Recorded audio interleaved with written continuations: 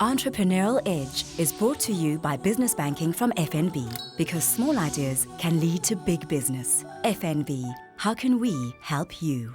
Hello and welcome to the Entrepreneurial Edge. I'm Chris Bishop. Happy New Year to you all from us here, and we hope it'll be a fruitful and lucrative one for all you entrepreneurs out there. Now, we've had scores of entrepreneurs on this program in the last 2 years, but rarely have we had one who's described himself as a rock star geek. Also, few of our guests can claim that they had their computer confiscated by the police at the tender age of 17 because he was a teenage hacker. He'll tell us about that. They're both in the studio with us. They're founders and guiding spirits of an IT company, Synaq. But before we hear more about these stories, why a rock star geek, I hear you say? Here's why.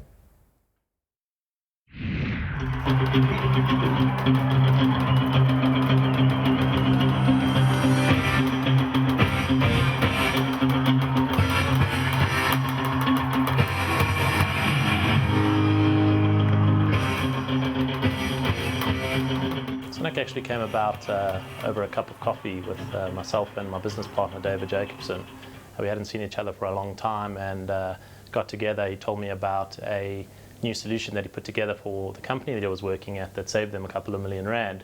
And through that discussion, we saw that there was a great opportunity to bring Linux services to the corporate market. And from there, put together a business plan, raised some money, and 3-4 months later, started Synaq as we know it. We provide email services to corporates on the cloud, which is another term for over the internet. So we build big platforms of systems for corporates and put these corporates on these systems.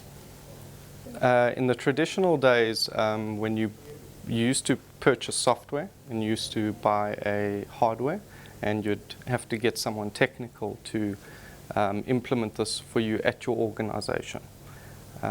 What cloud computing is it's more on the fact of rather let experts build a system and put numerous corporates on that platform, where it's built by people who know what they're doing in that particular field. So if your business is into insurance, you don't have to focus on IT.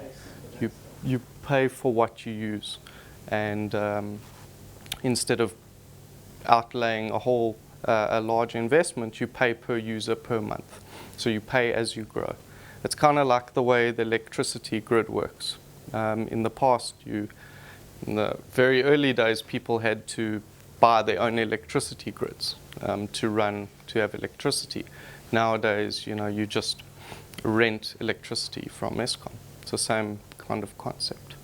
Synaq's really about bringing better communication, collaboration, and the ability for businesses to connect through technology.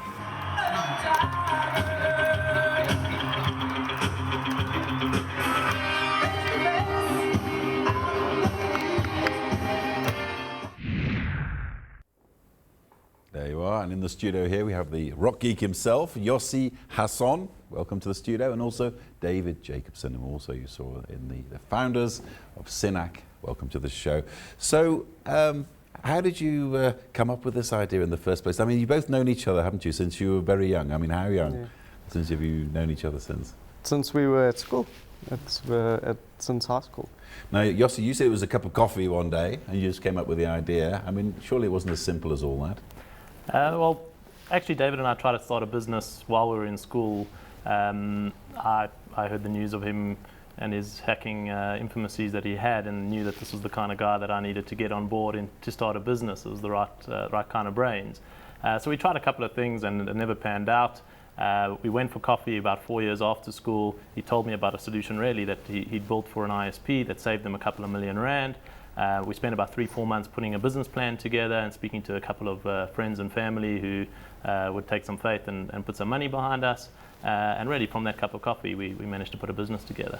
And so we'll talk about your early days as an entrepreneur in a minute. But there's one thing we must clear up, as we mentioned in the intro, that at the age of 17, you were a hacker. And just tell us, how did the police arrive at your house?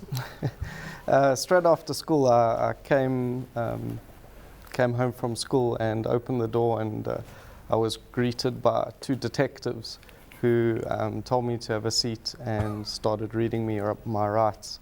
My mom was absolutely horrified. She could not believe what she was hearing. And they basically said that I'd been hacking into a number of different corporations and they were going to confiscate my computer for further analysis. And then my mom said to them, well, you can't do that. And they said, well, we have a warrant. And she was quite shocked and they took my computer away. And in those dim days when the internet was in its earlier stages, how did people actually catch on to it? It came from I've been very fascinated with technology and computers at a very early age and always wanting to know how the internals of a system works. And from having that kind of crazy passion and desire, that's how I got into hacking, and just, you know, it was just out of being inquisitive and seeing what you can do and what you can learn. And it was actually quite a rush to break into some of the biggest corporations in the world just for fun. And, you know, doing it as a little school kid while everyone... But presumably your parents can laugh about it now, but at the time it was quite serious. I mean, what do they say about it now, all these years later? Well, I mean, they used to scream at me a lot and say to me, you know, study, do, you know, and I kept saying to them, this is my education, and I will get what's necessary to pass, and just trust me, these 10 hours every day behind the computer are going to pay off. Now, Yossi, you had a lot less horrifying and shocking way into the business. What were your early days as an entrepreneur? When did you decide you wanted to be an entrepreneur? So for me, the early days really probably come about when I remember working for my parents. They had a flea market stall in a place called Petticoat Lane, and we were selling clothing. And really the concept of making money, taking something, offering a service, and making a profit from it came from those days. I was about 9, 10 years old. And I got exposed to it then, and for whatever reason I got hooked onto it. I saw it as an ability to create your own future and your own destiny, and from that day just started reading books, getting more involved with my dad in his business, seeing what my mom would do, and really said that this is for me, this is what I want to be. I want to be a business owner and I want to be a self-made man. Do you remember your first 50 cents you ever earned? Do you remember that? The first 50 cents I ever earned was washing a car. So it's not the most entrepreneurial thing, but that's what I did, and really whatever I could to try and make some money at the time. It's like I used to wash cars too. There's nothing wrong with it. It's very cold in the winter, but it's all right. It's an earning a living. And yourself, David, what were your early stirrings apart from what you've just talked about? And becoming an entrepreneur. To be honest, I didn't really have that much of a desire to be an entrepreneur. It just kind of happened from having such a passion on a specific technology and knowing that I could make a difference with this technology. And Yossi, I mean, your parents, we always talk about these influences when people are growing up. Were they entrepreneurs? Did they encourage you? Yeah, so my parents were immigrants to South Africa. When they came here, they couldn't speak English very well, and already had 2 kids, and really had to try and provide for themselves. So my dad, for me, has been quite an inspiration. He's a used car salesman, and he's persevered to provide for his kids and send everyone to college and do everything. And my mom taught me the value of good customer service, being in retail. And I really do believe that the infancy of my entrepreneurial journey came from their exposure and their dedication to trying to provide for us, and doing so with the means that they had. Well, it's amazing what you can do. I mean, the great British comedian Ben Elton, his father, when he came to England, he couldn't speak English either, and he ended up as a judge. Sure. So it shows you what you can do if you work hard a bit in of this ambition. life. But your father is he's been an entrepreneur all his life, hasn't he? Yeah. Just tell us a bit about him. My father's been in the clothing industry his whole life, and most of my family has actually. I'm the only odd one out in the IT industry. And and I actually worked in his store. It was called Jake's at the time, which is our family nickname, when I was 7 years old and behind the parcel counter. So I've been working at quite an early age. So you've had a good grounding that way. So we'll talk a lot about in the second half about the issues in your business, but how difficult was it to start out? I mean, it all looks very nice on the film we've seen, and you seem to be well set up, but surely it wasn't that easy either. Starting out was actually part of possibly our easiest part of the business was coming up with the idea, maybe raising some money and starting out. Then actually running the business as two 22-year-olds who had no real experience in what it takes to run a business. That's when we cropped up with a couple of problems and had to change a couple of times and experienced some tough times trying to build the business and learnt a lot of lessons in terms of what to do and what not to do if we were ever to do it again. Now, David, how tough was tough in those days? Tell us. Yeah, as Yossi said, the beginning days were absolutely fantastic. We were unusually lucky to have good funding.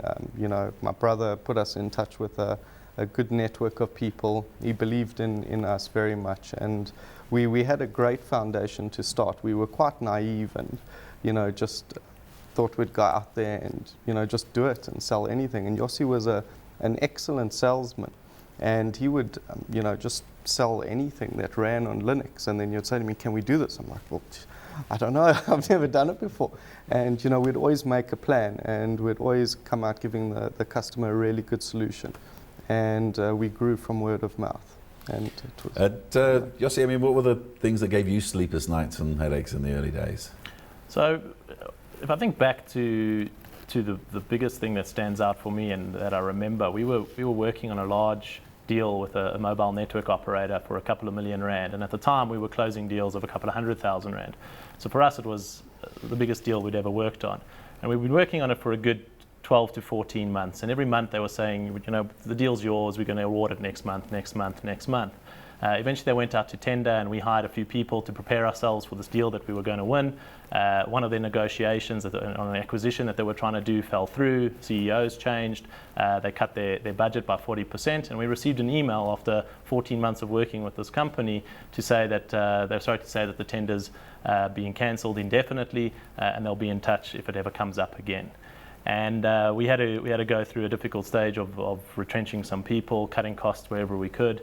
And to this day, I have the email in my drawer just reminding me of that time, and was probably the lowest point in my entrepreneurial journey, really having to get through that period where you're trying to save your business at all costs and do whatever you can to do it. Well, don't take it too hard. I once went for a tender to write a coffee table book, and I got the rejection while I was in 47 degrees in the middle of the Sudan in Khartoum. I can tell you, I was not very happy either. I was like, oh well, that's life. But quickly, you want your worst days? Sure. There's so many. You know, in IT, you have a few more than your average retailer. I would say probably one of our worst days was when we lost a customer's data, and we were doing the backups for that customer and managing the solution, and there was a problem with the backups, and it was a really large organization with very critical data, and how you handle those kind of problems is not very easy, and teaches you lessons very quickly on not cutting corners and doing things properly with process and procedure. Suffice to say, they weren't happy. No, not at all. We'll talk more about this in the second half, and also the issues surrounding your business. It's time for a quick ad break. We'll see you right after this.